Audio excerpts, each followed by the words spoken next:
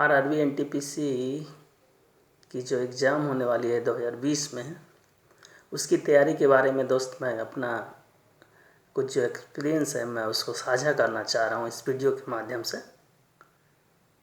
पहले तो मैं अपना परिचय दे दूँ। मेरा नाम धर्मराज यादव है। मैं चीफ कंट्रोलर के रूप में एनसीआर रेलवे इलाहाबाद डिवीज़न में कार्यरत हूँ। चीफ कंट्रोलर के रूप में मैं selection as a traffic apprentice के रूप में मेरा सिलेक्शन हुआ था 2012 जो एम्प्लॉयमेंट नोटिस था 3/2012, उसके तहत मेरा सिलेक्शन हुआ था ट्रैफिक अप्रेंटिस के रूप में। उसके बाद हमें सेक्शन कंट्रोलर के रूप में पोस्ट किया गया था इलाहाबाद डिवीज़न में। उसके बाद फिर मेरी प्रमोशन होकर मैं चीफ कंट्रोलर के रूप में कार्यरत हूँ। तो मैं आरआरबी एनटीपीसी का जो एग्ज़ाम है ग्रेजुएट लेवल और अंडर ग्रेजुएट दोनों के बारे में, उसकी तैयारी के बारे में मैं कुछ बताना चाहता हूँ। सबसे पहले तो इसका जो ये पैटर्न है उसमें है कि 40 क्वेश्चंस जनरल नॉलेज के हैं और 30 क्वेश्चन जनरल इंटेलिजेंस और 30 क्वेश्चंस मैथमेटिक्स के हैं। तो इसकी तैयारी कैसे की जाए, पहले तो इसके बारे में। तो आप में 30 क्वेश्चंस मैथ के और 30 हैं जनरल इंटेलिजेंस और रीजनिंग के, और 40 क्वेश्चंस जीके पे। तो सबसे पहले तो आपको मैथ और रीजनिंग की जो है उस पर उसकी प्रैक्टिस आपको बहुत पूरा करना पड़ेगा। बाकी करंट और जनरल नॉलेज में करंट अफेयर्स हो गए, वो सब देखिए। प्रीवियस ईयर के क्वेश्चंस उसको देख लीजिए, वो सब देखना ज़रूरी है। लेकिन हम सबसे बड़ी चीज़ है इस पर मैं जोर देना ये चाहता हूँ कि आपको ये नहीं कि हम पूरी बुक्स या पूरे किताब ये याद कर लिए तो मेरा सिलेक्शन हो जाएगा। आरआरबी में मैं खुद अपना अनुभव शेयर करना चाहता हूँ कि मुझे जब मैं सिलेक्ट हुआ तो मुझे जीके का उतना विशेष ज़्यादा नहीं था। जीके थे नॉर्मल मीडियम, तो जीके तो था ही था, मेरा मीडियम था नॉर्मल, जैसे 10th लेवल का जो साइंस वगैरह हो वो सब का वो सब आईएससी में किया था, तो वो सब साइंस वगैरह का जीके सही थे। और बाकी मैं न्यूज़ वगैरह देखता था तो वो सब करंट के जीके हमसे मैं कर लेता था। स्पोर्ट्स में हमारी रुचि थी तो मैं स्पोर्ट्स भी के जीके भी कर लेता था।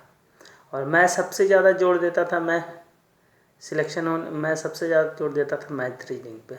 मैं जो भी कोई भी एग्ज़ाम जब मैं देता था, मैं एसएससी वगैरह का भी एग्ज़ाम दिया था और बाकी एग्ज़ाम दिए थे हमने, लेकिन उसमें सबसे ज़्यादा जोर मैं देता था प्रैक्टिस सेट पे। मैं प्रीवियस ईयर के क्वेश्चंस सोल्व प्रैक्टिस करता था, टाइम के अनुसार प्रैक्टिस करता था, और स्कोर कितने मैंने कितना सही कितना गलत नेगेटिव के साथ में करता था, ये नहीं कि पूरा बना दो। उस हिसाब से मैं प्रैक्टिस करता था। उसी प्रैक्टिस जो मैं प्रैक्टिस के पूरा किया मैं, उसी के अनुसार मेरा सिलेक्शन हुआ। मैं अपने बारे में बताना ये चाह रहा हूँ, जब मैं बिहार शरीफ में आया था ये तैयारी करने के लिए, तो मैं देखा था कि लोग उस समय जब आया था 2002 में आया था वहाँ। 2002 में मैंने 10th पास करने के बाद मैं बिहार शरीफ में जो छोटा शहर है बिहार में पढ़ने के लिए आया था। तो वहाँ मैं देखता था कि लोग जो है सर, लोग एक से कोई लुसेंट रट रहा है, नहीं लुसेंट तो उस समय नहीं था, रत्ना सागर चलता था, और कोई रत्ना सागर पूरा रट रहा है, तो कोई यूनिक पूरा पढ़ रहा है। सभी लोग सब ऐसा ही सब जो है एक से एक सब खूब रटते थे जीके वगैरह। तो मैं जब और मुझे लोग और बाकी जो आसपास कुछ लोग थे, मैं आईएससी करने के बाद मैं जनरल कंपटीशन की तैयारी करना चाह रहा था, तो मुझे लोग सजेस्ट कर रहे थे कि जनरल कंपटीशन बहुत टफ है, इसमें जो है बहुत टफ है, इसमें सिलेक्शन होना आसान नहीं। तो हमें सजेस्ट कर रहे थे कि आप जनरल नहीं करके कई दूसरा चीज़ की तैयारी करें। और हमें भी ये डर था कि लोग इतने जीके सब रट रहे हैं, ये कर रहे हैं, फिर भी इन लोग का फाइनल नहीं हो रहा, फिर मेरा कैसे फाइनल हो जाएगा। लेकिन मैं सोचा कि कुछ मैं अलग करूं। तैयारी करने के लिए। तो मैंने सबसे पहले तो उस समय आर एस अग्रवाल चलता था, तो आर एस अग्रवाल कि पहले मैंने तो पूरा मैथ रीजनिंग पे फोकस किया। आर एस अग्रवाल को मैथ को मैंने 2 बार इधर से उधर बनाया। बाकी जो ये सामान्य ज्ञान दर्पण के सेट होते थे उससे मैं बनाता था। उसके बाद उसी का प्रैक्टिस मैं करता था, उसी सामान्य ज्ञान प्रैक्टिस। और जीके के लिए मैं क्या किया, सबसे पहले मेरे भैया रहते थे तो उनके पास सामान्य ज्ञान दर्पण के बहुत सारे सामान्य ज्ञान दर्पण थे, पुराने से पुराने। तो मैंने क्या किया कि जितने पुराने सामान्य ज्ञान दर्पण थे और जितने कंपटीशन में क्वेश्चन जीके पूछे थे, मैंने सब एक सेट बाय सेट पढ़ना शुरू किया, याद करना, उसी को देखना, पढ़ना शुरू किया। और बाकी देखता था ये उस समय जो थोड़ी बहुत और जीके की किताबें आती थी। लुसेंट तो नहीं था उस समय, 2002 या 4 में हमने इंटर करने के बाद शुरू की थी तैयारी, तो उस समय तो लुसेंट नहीं था। तो ये और बाकी कुछ जीके की किताबें थी वो सब मैं देखता था, लेकिन विशेष रूप से मैं प्रीवियस ईयर के क्वेश्चंस, कोई भी है स्टेट का, कोई भी छोटे छोटे जो कोई भी कंपटीशन में पूछा गया था, मैं सब उसी जीको को ज़्यादातर ये करता था।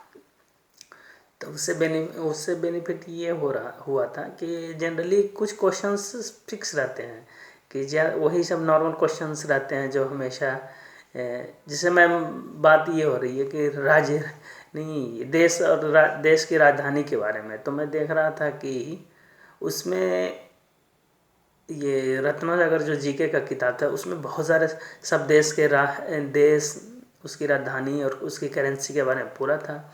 लोग देखते थे, सभी पूरे रटते थे सब। मैं तो सोचा इतना तो हो नहीं पाएगा। तो मैं एक चीज़ गौर कर रहा था कि जहाँ क्वेश्चंस जब ये क्वेश्चन प्रीवियस ईयर्स के क्वेश्चन ये देख रहा था, तो उसमें से कुछ देख रहा था कि मैं फिक्स कुछ जो है देश की जैसे राजधानी हो या मुद्रा हो, तो फिक्स है कि वहीं से सऊदी अरब की मुद्रा, ये सब जो भी है वही सब उसी सब रिपीट होता था। तो मैं ज़्यादातर उसी सब क्वेश्चंस पे उसी सब क्वेश्चंस पे मैं अपना फोकस किया और बाकी मैथ रीजनिंग की प्रैक्टिस की। और मैथ रीजनिंग की प्रैक्टिस करता था, उसके बाद वही जनरल नॉलेज, तो वही प्रीवियस ईयर्स के क्वेश्चंस देखते थे और मैथ रीजनिंग के प्रैक्टिस में खूब करता था। और मैथ रीजनिंग का प्रैक्टिस करता था और उसके बाद वही सब मैं जीके देखता था। उसके बाद फिर उसके बाद मैं फिर एसएससी की भी तैयारी मैं करने लगा था। तो एसएससी में भी हालांकि हमारी इंग्लिश थोड़ी कमज़ोर थी तो मैं एसएससी फाइनल नहीं कर पाया था।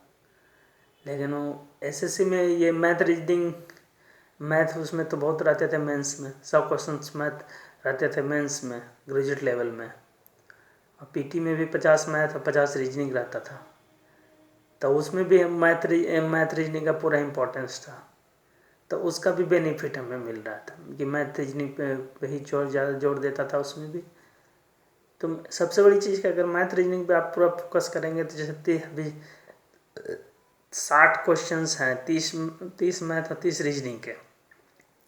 तो इसमें से अगर अच्छा करेंगे तो आप 50 के नंबर उठा सकते हैं, 60 में 50।